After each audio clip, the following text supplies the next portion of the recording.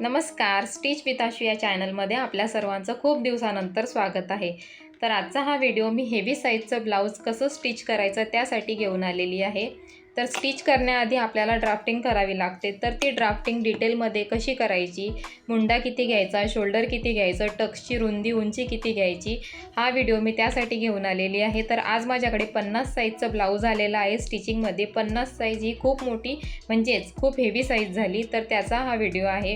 त्याची ड्राफ्टिंग आज आपल्याला बघायला मिळेल.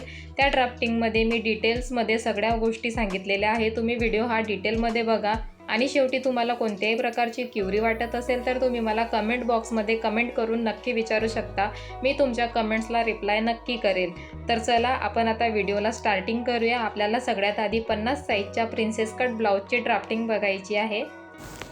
इथे बघा, एक पेपर घेऊन मी त्यावर खालच्या साईडला एक स्ट्रेट लाईन ड्रॉ केलेली आहे. व्यवस्थित ही स्ट्रेट लाईन ड्रॉ करून घ्यायची, कारण या स्ट्रेट लाईनीपासून वरच आपल्याला सर्व मार्किंग करायची आहे. इथे आपली पूर्ण उंची असेल 15 इंच, त्यात मी 1.5 इंच प्लस करून 16.5 इंचावरती 2 मार्किंग करून घेत आहे. आता या दोघं मार्किंगला पकडून एक स्ट्रेट लाईन ड्रॉ करून घ्यायची. 5.5 इंचावर आपल्याला शोल्डर टाकायचं आहे. शोल्डरची मार्किंगसुद्धा ही 2 ठिकाणी होईल, म्हणजे आपली ती लाईनसुद्धा स्ट्रेट येईल. इथे बघा, ही एक स्ट्रेट लाईन आता ड्रॉ करून घेऊया. त्यानंतर आपल्याला मुंड्याची खोली टाकण्यासाठी लाईन ड्रॉ करायची आहे. 6.25 इंचावर मी 2 मार्किंग करून एक स्ट्रेट लाईन ड्रॉ करून घेतलेली आहे. इथे ही लाईनसुद्धा थोडी लांबच ड्रॉ करायची. त्यानंतर आपल्याला चेस्टची मार्किंग करायची आहे. चौथा भाग 12.5 येतो 50चा आणि त्यामध्ये 1.5 इंच मार्जिन म्हणजे 14 इंचावर मार्किंग करून पुढे अर्धा इंचावर आणखी एक मार्किंग करायची आहे. खालच्या साईडला एक 14 इंचावर मार्किंग करून 2.5 इंच पुढे अशी एक मार्किंग करायची. 14 इंचाची जी मार्किंग आहे ती जॉईंट करून घ्यायची आणि बाहेर अर्धा इंच आणि 2.5 इंच अशी जी मार्किंग आहे ती सुद्धा जॉईंट करून घ्यायची.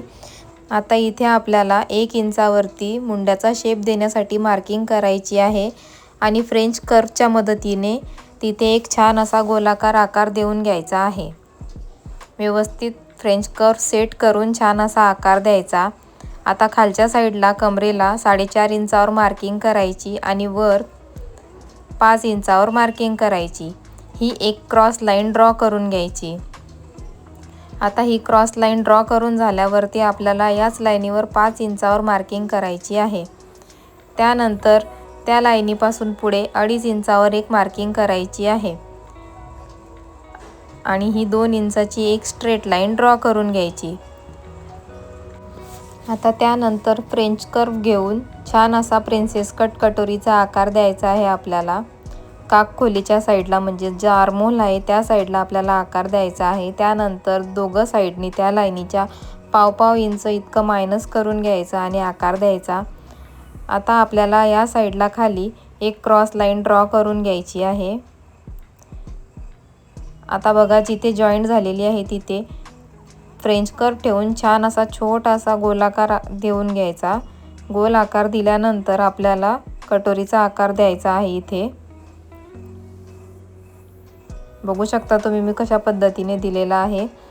त्यानंतर आपल्याला कमरेच्या साईडला दोघं साईडने अर्धा इंच असं वरच्या साईडला मायनस करून घ्यायचं आहे क्रॉसमध्ये, कारण आपण जेव्हा हे दोघं पार्ट जॉईंट करतो तेव्हा ते क्रॉस होतात, त्यामुळे ते कट करून घेतलेले बरे कधीही. आता आपण इथे कटिंग करून घेणार आहोत.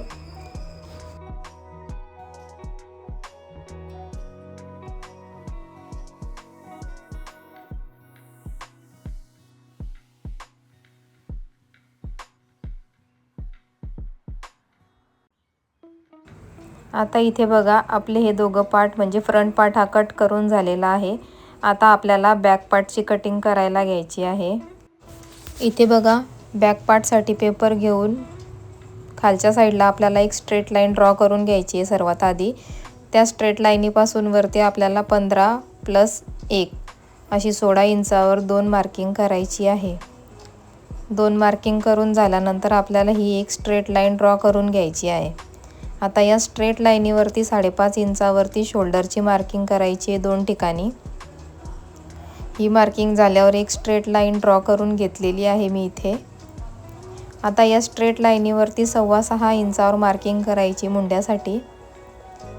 ही सुद्धा 2 ठिकाणी करून एक स्ट्रेट लाईन ड्रॉ करून घ्यायची। त्यानंतर आपल्याला 14 इंचावर मार्किंग करायची आहे, 12.5 प्लस 1.5 इंच। 14 इंचावर मार्किंग करून ही स्ट्रेट लाईन वाढवून घ्यायची। इथे कमी पडलेली आहे बघा, 14 इंचाची मार्किंग झालेली आहे। आता खाली कमरेच्या साईडला आपल्याला 14 इंच नाही घ्यायचा, आपल्याला 14 मध्ये 1 मायनस करायचा आणि 13 इंचावर मार्किंग करायची आहे। कारण आपल्याला मागच्या साईडला कोणत्याही प्रकारचा टक्स घ्यायचा नाही, म्हणून ही क्रॉस मार्किंग 1 इंचाची।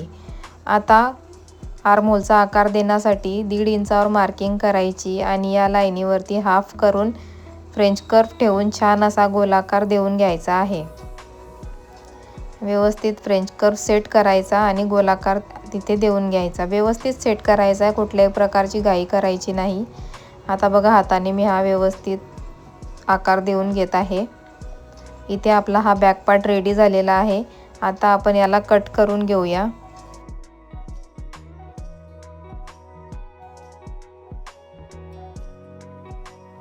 इथे आपला हा बॅक पार्ट सुद्धा कट करून झालेला आहे।